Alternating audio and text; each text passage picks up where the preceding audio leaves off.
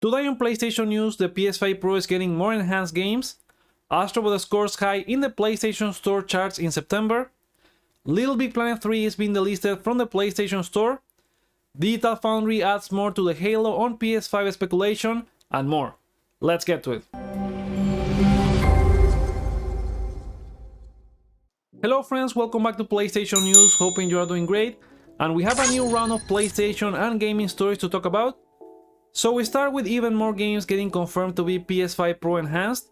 The last time we talked about this list made by some Redditors on the PS5 subreddit, it had 56 games, and that list has grown by 10 more games, including Apex Legends, Diablo 4, which is the first Microsoft game to be supporting PS5 Pro, Dwarf Journey, Everspace 2, another first-party game in God of War Ragnarok, The Midnight Town Stories Adam's Diary, Monster Hunter Wilds, Outbreak Shades of Horror Chromatic Split, Unreal Kingdoms, and on PSVR 2 we also have Subside. Now all of these games have the PS5 Enhanced label on the PlayStation Store, but it doesn't say what the improvements are for each title.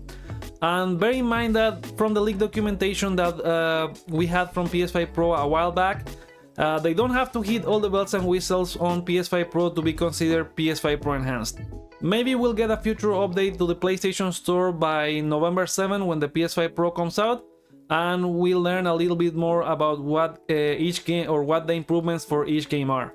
If you want to check the full list of PS5 Pro enhanced games, you can do so with the sources in the description. But are you upgrading to PS5 Pro? Are you interested in any of these titles that are PS5 Pro enhanced? Let me know in the comments. In a related PS5 Pro story, more developers continue talking about the device, and this time it was Sonic producer Takashi Iizuka who spoke to IGN back at Tokyo Game Show, and he said that he thinks the console is not that expensive for what it offers.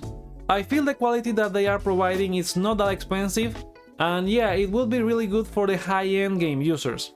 He also said that for Sonic games, the PS5 Pro will allow them to quote-unquote express the speed of Sonic, whatever that means, and that they won't abandon anyone with a standard PS5, as they want quote-unquote many of the users to keep playing Sonic. Besides Iizuka, there was Monster Hunter producer from Capcom Ryoso Sugimoto who said that, and I quote, "In terms of the capabilities, we think that it's definitely worthy of the Pro name," but he declined to comment on what he thinks about the price. Now, Digital Foundry has said previously that the PS5 Pro performance gains in terms of GPU can be compared to an NVIDIA RTX 4070.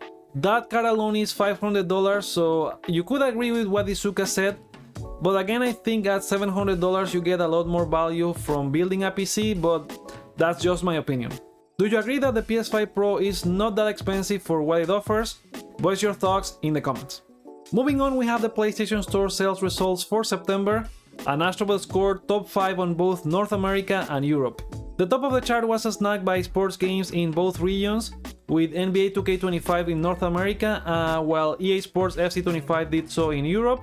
And a fun fact, they debuted in the same spots that their 2024 versions did last year. Number 2 in North America was for Saber Interactive's Space Marine 2, while Astrobot took the second place in Europe, and the third place was for Space Marine 2 in Europe as well. Meanwhile, the third place in North America was taken by EA Sports FC25. Astrobot in the US was number 4, while NBA 2K25 took the same spot in Europe. At number 5 in both regions and dropping from first place last month was Black Myth Wukong, so the title from Game Science continued to do good despite dropping a few spots, and as we learned last month, it crossed the 20 million copies sold across all formats. The rest of the top 10 in North America was for Madden NFL 25, dropping from 2nd in August. GTA 5 was knocked down from 4th place, Palworld debuting straight at number 8, EA Sports College Football and Hogwarts Legacy down from 3rd and 9th respectively. As for Europe, it was GTA 5 dropping from 2nd place, Hogwarts Legacy from 4th, Palworld debuted at the same spot as the US at number 8, plus there was the Crew Motorfest at number 9 and the new Test Drive Unlimited Solar Crown closing at number 10. Overall, September was a good month for new releases, with 5 of them in the North American ranking and 6 of them in Europe, and most of them in the top 5. Now, did your favorite game from September make the chart? Let me know in the comments. Next, the saga of Little Big Planet 3 is coming to an end, and it's a sad one. Sony announced via the Little Big Planet Twitter that the game and all of its DLC will be delisted from the PlayStation Store on October 31st. If you purchase the game or any of the DLC before it gets delisted, you can still access to it after it's removed even if you don't have it installed yet, as you can still access it from your library. In the post they also said to let everyone know in the Little Big Planet community that if they wanted to get the game or any of the DLC, this is the last chance they have before it gets delisted again on October 31st. For anyone with PS Plus, Little Big Planet 3 was a monthly game back on February 2017, so if you got the game this way, you can still play it after it gets removed. However, if you have PS Plus Extra, Deluxe or Premium, and you got the game from the catalog, it's set to leave on October 15, so you will end up losing access if you got it this way. In case you haven't followed the Little Big Planet 3 saga and you are still wondering why is Sony removing the game, it had several issues since 2020 being DDoS attacked, and that made Sony to close the servers for good in April last year. Who knows what this means for the future of the series if Sony will do a new Little Big Planet game.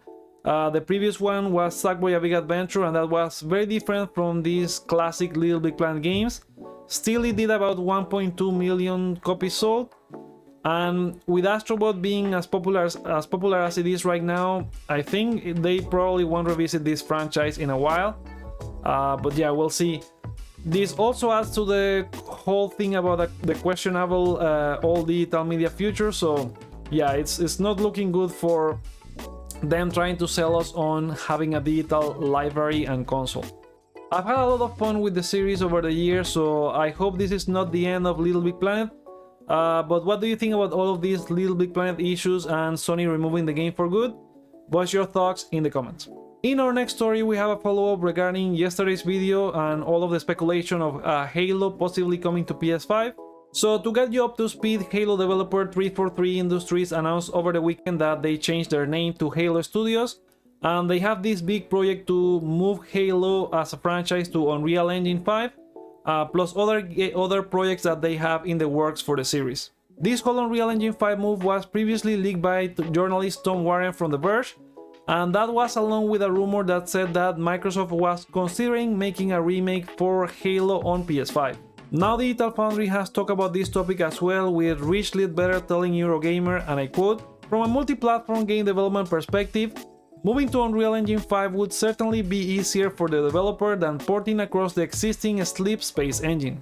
It stands to reason that an engine designed for deployment across multiple platforms would be easier to work with than existing technology built for Xbox and PC." Ledbetter also said that the Sleep Space engine could be ported to PS5, but that would require extra work. Again, this is more speculation and there's nothing confirmed from Microsoft about a Halo coming to PS5, but the flexibility of Unreal Engine allowing for multi-platform development certainly adds to the idea that there could be a Halo game on PS5 in the future, but we'll have to wait on what Microsoft plans are for Project Latitude and porting games to other consoles. Do you believe these rumors of a Halo coming to PS5? Voice your thoughts in the comments. Now moving to some quickfire news, it appears that W Games Montreal is ramping up development on their next DC game according to PlayStation Lifestyle. So fans have spotted a job posting for a senior producer to work on a AAA game on the DC universe, and that also follows another posting for lead programmer back in 2023. The studio seems to be looking to expand their DC Comics portfolio after Gotham Knights failed back in 2022, and the project they also helped on, which was Suicide Squad, failed earlier this year.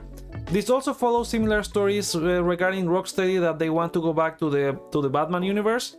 But we'll see if WB Games Montreal and Rocksteady can build their reputation back, as they face a tough boss in WBD's David Zaslav, who wants to double down on live services. If you don't find the PS5 Pro to be expensive, unlike Sega's producer Takashi Iizuka, here's a heads up on a PS5 Slim deal. So Sony has slashed the price by $50, euros and pounds depending on your region on all of the official PlayStation Direct stores online. For example, in the US that puts the 1TB digital Slim console at $400 or the 1TB disc version at $450.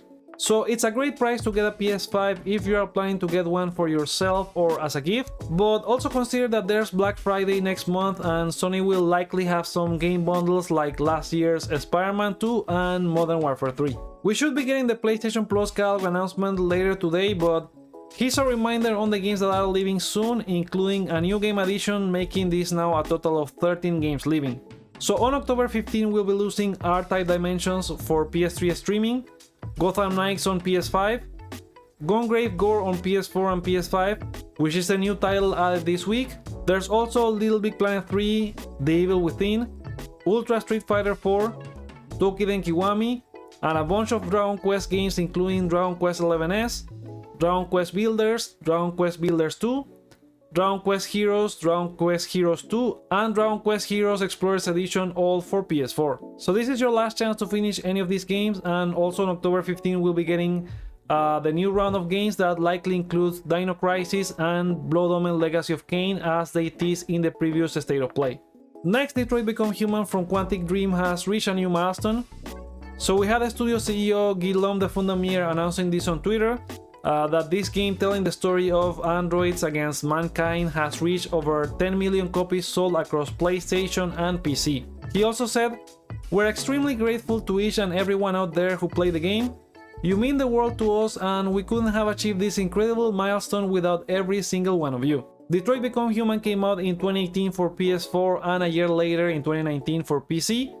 It went past the 6 million copies sold back in 2021, so after that it's been about 4 million copies in about 3 years, so it did pretty good, and here's hoping they go back to doing more of these games. Now on a sad note, Rime and Deadlight, a Spanish developer, Tequila Works, has announced a small number of layoffs and the cancellation of an unannounced game on LinkedIn. They said, and I quote, "With deep regret we must inform of the decision to cancel an unannounced game. This tough decision means we will be restructuring the studio to concentrate on the development of only one game. These changes will have an impact to a small number of roles at the studio. This is an incredibly difficult time, and our focus is to provide the support and guidance to those affected." Now, the layoffs in the gaming industry have reached an alarming 13,000 developers so far this year, and here's hoping it ends at some point, and also hoping the best for those affected. Next, developer Creative Assembly has announced that they are in early development for a sequel to 2014's Alien Isolation. So this was creative director Al Hope on a post on Twitter saying that it's hard to believe that it's been 10 years since the original game. One that since they started development they wanted to capture the atmosphere and terror of the original 1979 movie. He said, and I quote, "Today I'm delighted to confirm on behalf of the team that a sequel to Alien Isolation is in early development.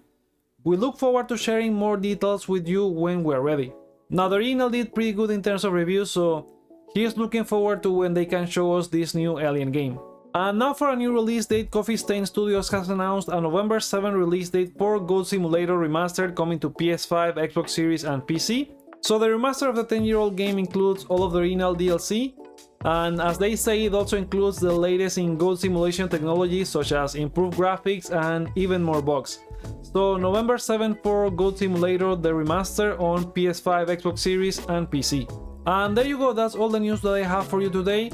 Let me know what you guys think about all the stories that we talk about here, including the new PS5 Pro enhanced games, and if you are convinced about getting a PS5 Pro.